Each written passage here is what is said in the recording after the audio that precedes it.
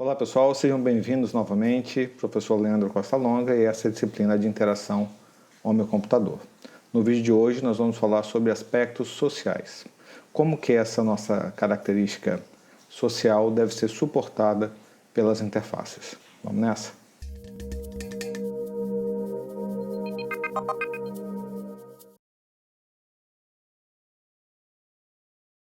O ser humano é inerentemente um animal social. Vivemos juntos, trabalhamos juntos, aprendemos juntos, brincamos juntos, interagimos e falamos uns com os outros, ou seja, nós socializamos. Isso explica em parte o nosso vício em tecnologias que nos colocam em contato uns com os outros. Existem muitos tipos de sociabilidade e muitas maneiras de estudá-la. Aqui o nosso foco será comunicação e colaboração cotidiana, tanto no pessoal como no profissional. Quais os cuidados que precisamos ter para projetar soluções que dão suporte à interação e colaboração entre pessoas, tanto presencialmente como remotamente? Nada mais na moda que isso em tempo de ensino à distância, né? Quando essa disciplina era dada presencialmente, eu já ministrava esse capítulo à distância, testando várias ferramentas com os alunos. Essa era a nossa principal atividade. Acredito que agora, muito do que esse exercício podia nos revelar virou até senso comum, já que todos foram obrigados a adotar uma ou outra forma de trabalho remoto devido ao isolamento social imposto pela crise sanitária do coronavírus. Dessa forma, eu vou tentar fazer esse capítulo bem resumidinho em um único vídeo. Uma pergunta para vocês. Quantos amigos você tem no Facebook? Qual a porcentagem que você se relaciona presencialmente? Aposto que você tem centenas ou até milhares de contatos, mas os relacionamentos significativos vão ficar na casa das dezenas. Na verdade, um estudo de Dunbar de 2006 mostrou que só podemos manter cerca de 150 relacionamentos significativos, sendo que a maioria das pessoas tem cerca de 5 amigos íntimos, 15 amigos próximos e 50 amigos no geral. E aí fica aí os 150 conhecidos. E como que a gente faz para lidar com esse aumento significativo de nossa rede de contatos no mundo virtual? Será que é preciso, por exemplo, desejar feliz aniversário a todos os meus milhares de contatos? A norma e as regras sociais do presencial vale para o virtual? O que você acha daquele bom dia no grupo de WhatsApp? Quando engajamos em uma conversa, observamos sinais implícitos e explícitos. Se você está conversando com alguém que está constantemente olhando para o relógio, isso vai te dizer alguma coisa, certo? Esse é um exemplo de um sinal implícito. O sinal explícito seria o próprio dono do relógio dizer que precisa ir embora. Pois bem, conversas normalmente são terminadas com sinais explícitos, rituais, um tchau. Será que isso vale também para o WhatsApp? Não, né? E você sabe por que não? Bom, se você sabe, comenta aí embaixo. Olha, uma atividade para vocês. Observa um grupo de pessoas conversando. Tenta derivar regras dessa interação. Pode ser o tom de voz, a tonalidade, né? Os gestos exagerados, expressões faciais, silêncios, perguntas. Todos esses são elementos dessa interação. Desde o surgimento do telefone, no século XIX, uma série de tecnologias surgiram para possibilitar a conversação remota e síncrona. Em 2020, durante essa crise sanitária que forçou o isolamento social, isso é uma realidade ainda mais ubíqua. Muito teste foi feito até chegar a esse formato adotado pelas principais ferramentas comerciais de hoje, né, como o Zoom, Google Meet, Microsoft Teams e outras.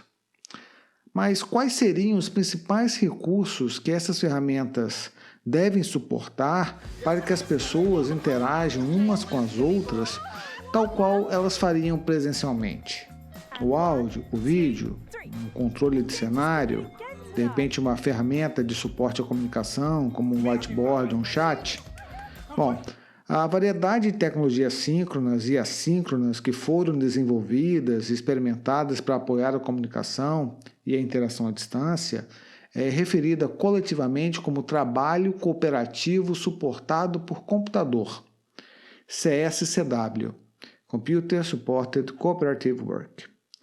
E em HC a gente chama isso de comunicação mediada por computador, ou Computer Mediated Communication, CMC.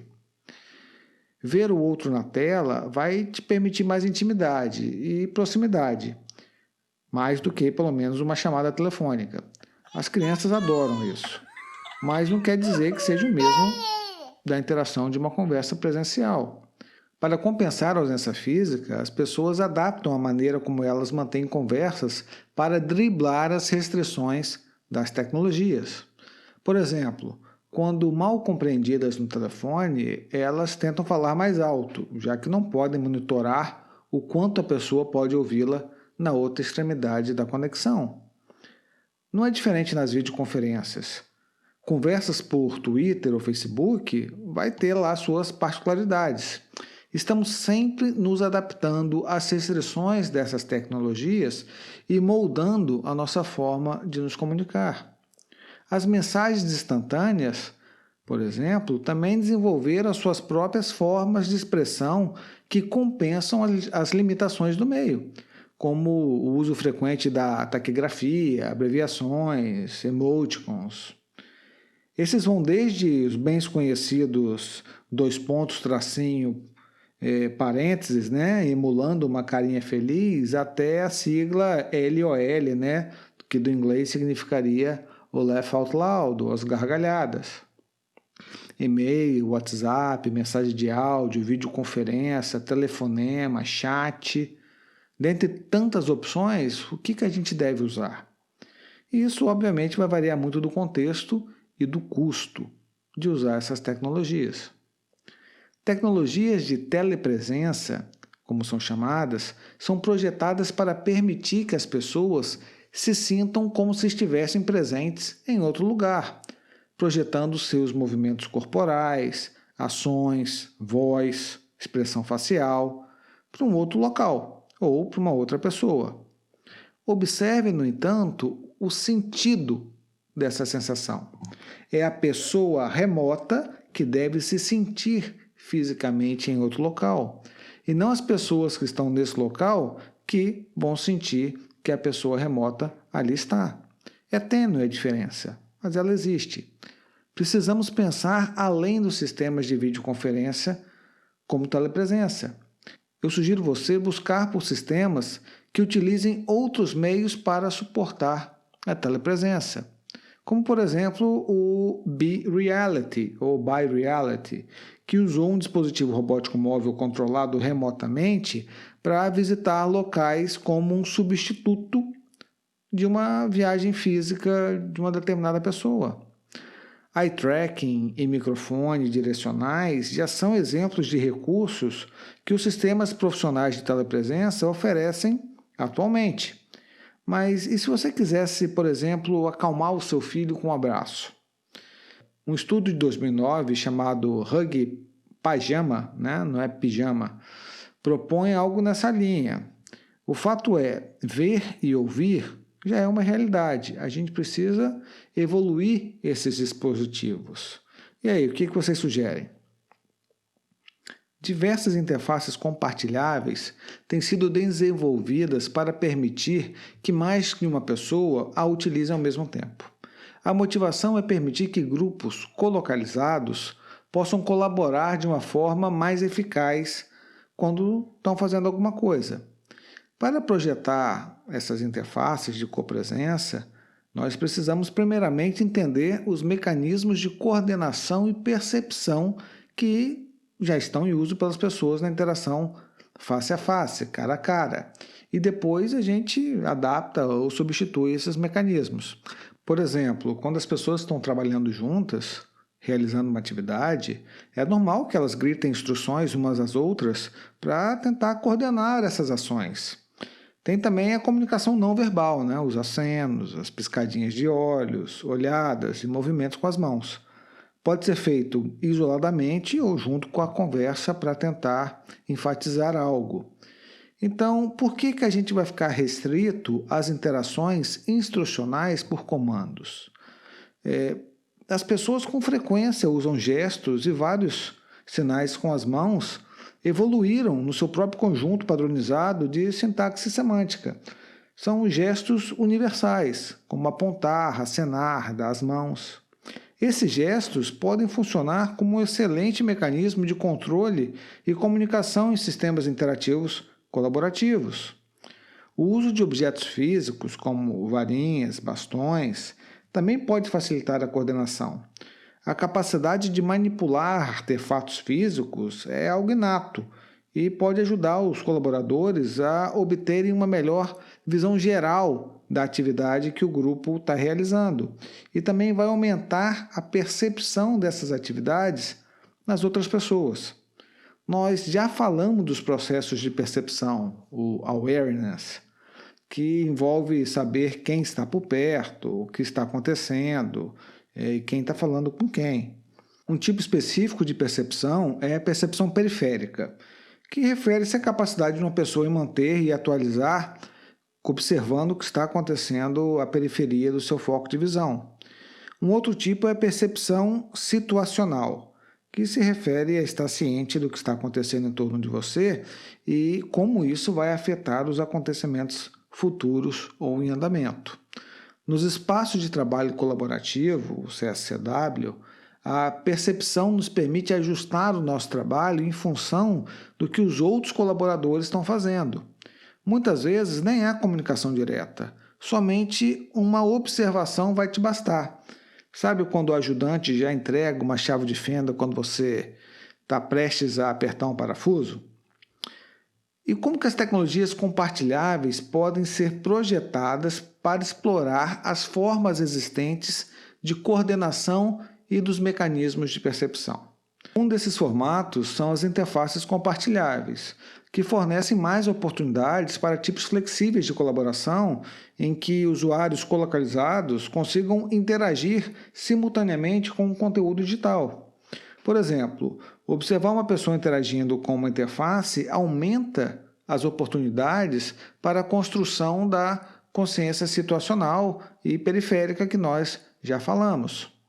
Essas superfícies compartilháveis também são consideradas mais naturais do que outras tecnologias, porque estimulam as pessoas a interagirem com elas sem ficarem tão receosas ou envergonhadas.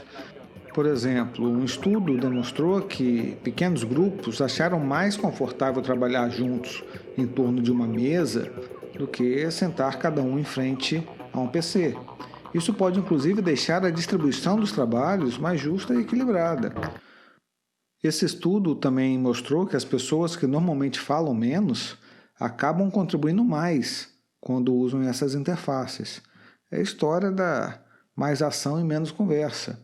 Isso revela que a mudança na maneira como as pessoas podem interagir com uma interface compartilhável vai ter um impacto na participação dela no grupo.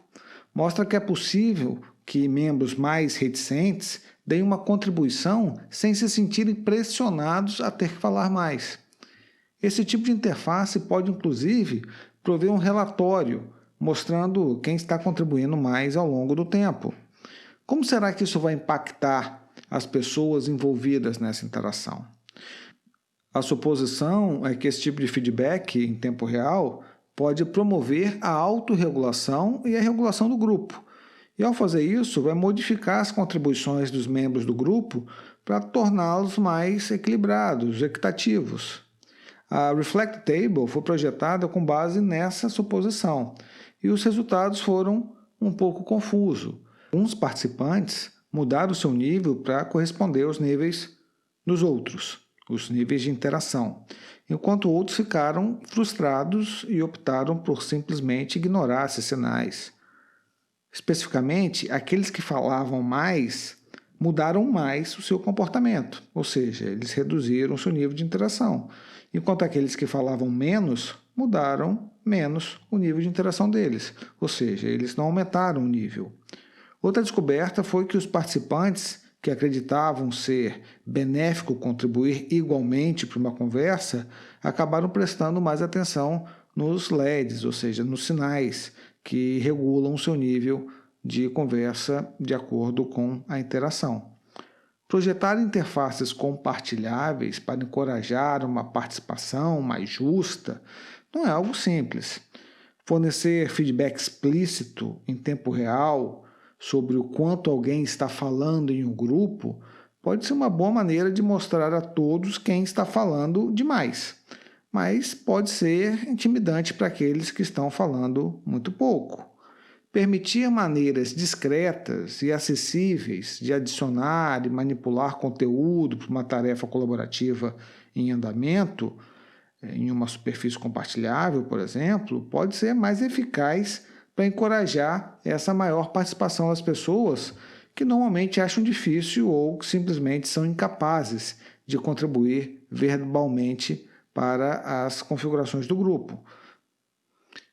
Por exemplo, aqueles no espectro autista, ou os que gaguejam, aqueles que são tímidos, ou os que não são falantes nativos do idioma.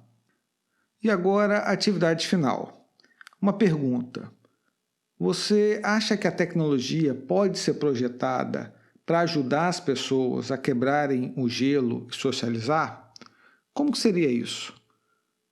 Como você consegue pensar no exemplo ou consegue projetar algo nesse sentido? Ou no caminho inverso, uma tecnologia que acaba isolando mais as pessoas para que elas não precisem de se socializarem. Então é isso, pessoal. Nesse vídeo nós vamos ficando por aqui. No próximo nós vamos falar sobre aspectos emocionais. Como sempre, se você gostou, deixa o like. Se não gostou, deixa o dislike. Me diz o que eu posso fazer diferente para fazer esses vídeos melhores para vocês. Um abraço e até o próximo vídeo.